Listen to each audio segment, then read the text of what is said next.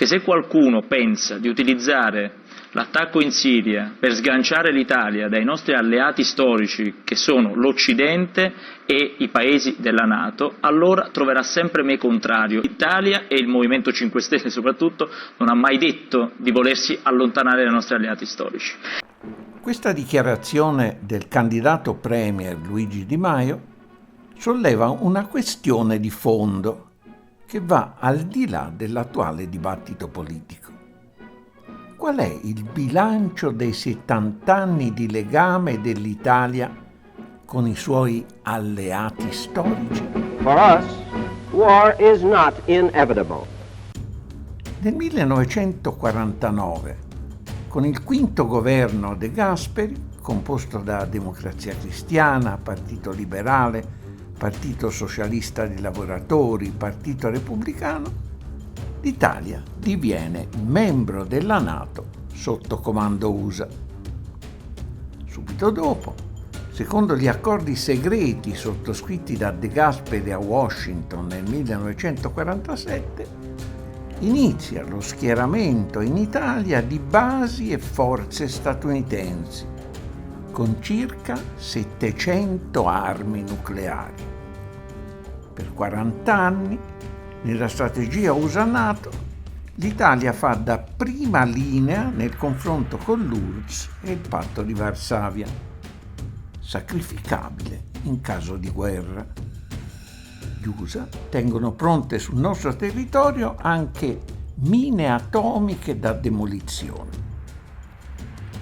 Finita la guerra fredda, con la dissoluzione del Patto di Varsavia e dell'URSS nel 1991, inizia per l'Italia non un periodo di pace, ma una serie continua di guerre sulla scia del suo principale alleato storico.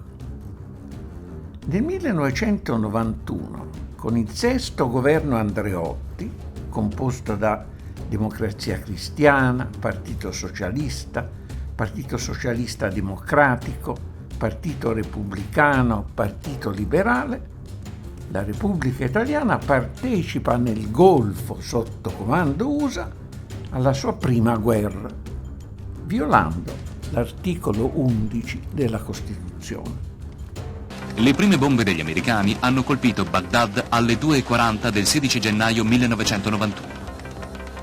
È la prima volta dalla fine della Seconda Guerra Mondiale che velivoli da combattimento dell'aeronautica militare sono impegnati in una missione operativa fuori del territorio nazionale.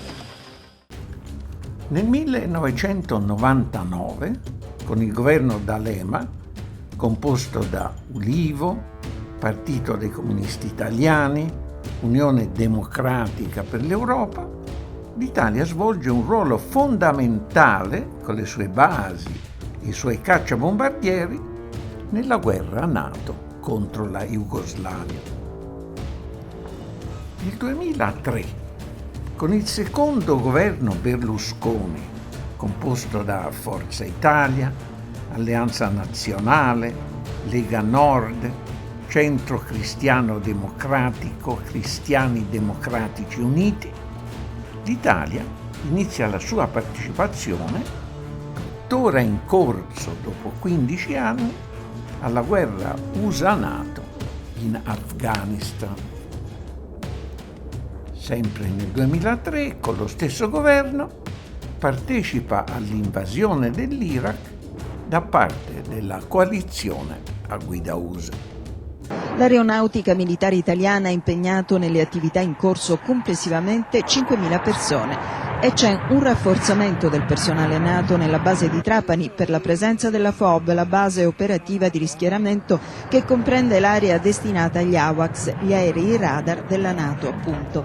Nel 2011, con il quarto governo Berlusconi, composto da Popolo della Libertà, Lega Nord, Movimento per le Autonomie, l'Italia svolge un ruolo di primaria importanza nella guerra NATO contro la Libia, a cui partecipa con 7 basi aeree, cacciabombardieri e unità navali.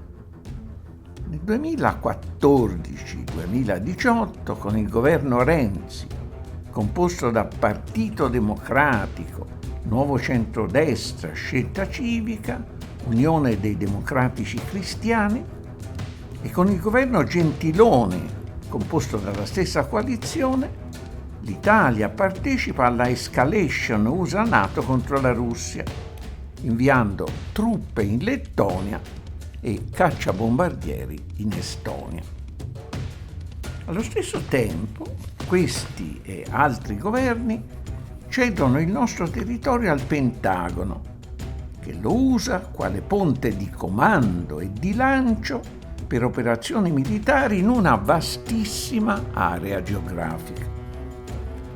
Il comando delle forze navali USA Europa-Africa, a Napoli Capodichino, agli ordini dello stesso ammiraglio USA che comanda la forza congiunta alleata al Lago Patria, copre metà dell'Oceano Atlantico e i mari che bagnano tutta l'Europa e la Russia e quasi l'intera Africa. Le basi USA di Aviano, Vicenza, Ken Darby, Gaeta, Sigonella e la stazione MUOS di Niscemi servono a operazioni militari in Medio Oriente, Africa ed Europa orientale. Legata agli USA direttamente e attraverso la NATO, in cui gli USA detengono dal 1949 ad oggi la carica di comandante supremo alleato in Europa e tutti gli altri comandi chiave, l'Italia è privata del potere sovrano in politica estera. Le nuove bombe nucleari B-6112 che gli USA installeranno in Italia dal 2020 ci esporranno a rischi ancora maggiori. Luigi Di Maio ha firmato l'impegno ICAN a far aderire l'Italia al Trattato ONU sulla proibizione delle armi nucleari, quindi a rimuovere dall'Italia le armi nucleari USA. Manterrà l'impegno o lo romperà per non sganciare l'Italia dal suo principale alleato storico? Sono molto soddisfatto per questa missione, abbiamo avuto un lungo colloquio col Dipartimento di Stato sui temi della NATO, dell'Unione Europea, sui temi dell'Alleanza Occidentale e devo dire che il Dipartimento di Stato ha espresso apprezzamento per quelle che sono le posizioni del Movimento 5 Stelle. L'Italia è alleata degli Stati Uniti, poi abbiamo parlato della NATO dicendo chiaramente che noi vogliamo restare nella NATO.